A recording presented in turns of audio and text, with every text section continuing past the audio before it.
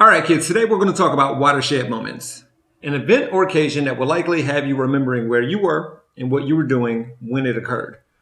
One such moment took place on Tuesday, April 20th, when former Minneapolis police officer Derek Chauvin was found guilty of all three charges he was facing for murdering George Floyd. Now, when this happened, it didn't give me joy or relief. And no, I don't see this as justice being served, really, but at least in this instance, law enforcement was being held accountable.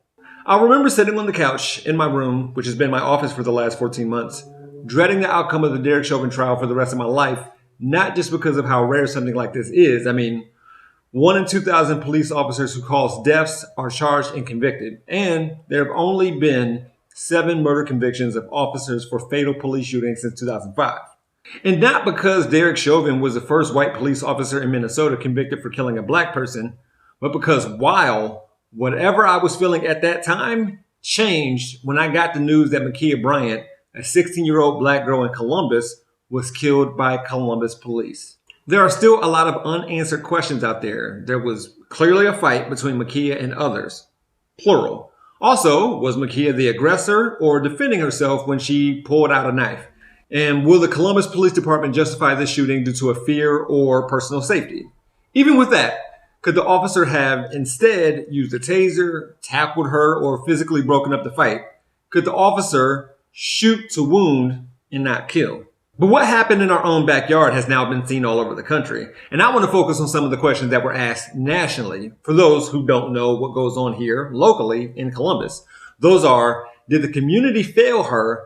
And what could the police have done differently?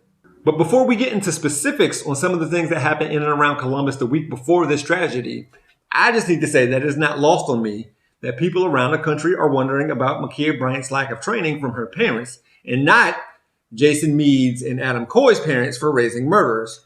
And I know she's a child and they're adults, but she was already referred to as a young adult. So, and why the neighborhood couldn't prevent the fight from happening, well, the cops clearly couldn't do that either. Moving on. As for the week that I just mentioned earlier, it all started Monday when Miles Jackson was shot and killed by Columbus police in the emergency room at St. Anne's Hospital. He had a weapon on him, and according to reports, that gun was fired before the cops stunned him 2 separate times and resorted to shooting him when he didn't comply.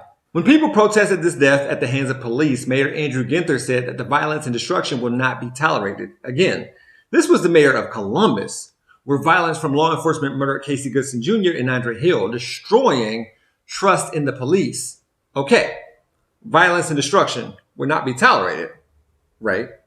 On Saturday night, me and your mother's alma mater, The Ohio State University, which is, as we discussed in my video about HBCUs, a primarily white institution, I mean, you can see that in these pictures and videos, held its annual Chit Fest on Chittenden and Indianola, where 7 cars were turned over, bottles were thrown into windows of homes, and scooters were tossed into trees. Now, being an alum, I've seen a similar level of destruction after the Buckeye football team wins big games against Michigan and wins national championships. But this was a spring game. The Buckeyes, like the police, were playing themselves. No arrests were made. Don't get me wrong, I like the police's leniency when it comes to young adults in situations like this at Shitfest, as long as it's consistent. But if we care about property, we care about it everywhere and anywhere being destroyed for anything, right? Besides, it's these same young people at BLM protests, isn't it? The night before that, a helicopter owned and operated by the Columbus Police Department spelled CPD during their flight pattern. This occurred between midnight and 1:30 in the morning, and anyone who lives in the inner city are both used to the sounds of a chopper flying overhead, but still scared all the same. You can see why people and even city council members said that this was just plain dumb. Oh, and this was spelled over a black neighborhood. To bring it back around, this cursive declaration of land claimed for law enforcement in the state was not too far from where 16-year-old Ma'Khia Bryant was shot and killed by Columbus police. Recap. While the community was watching and waiting like the rest of the United States for what they thought would be an acquittal for a former Minneapolis police officer whose defense said that the victim died from an enlarged heart or heart attack or carbon monoxide or a drug overdose, even though if any of those things were the case, why didn't that cop help him?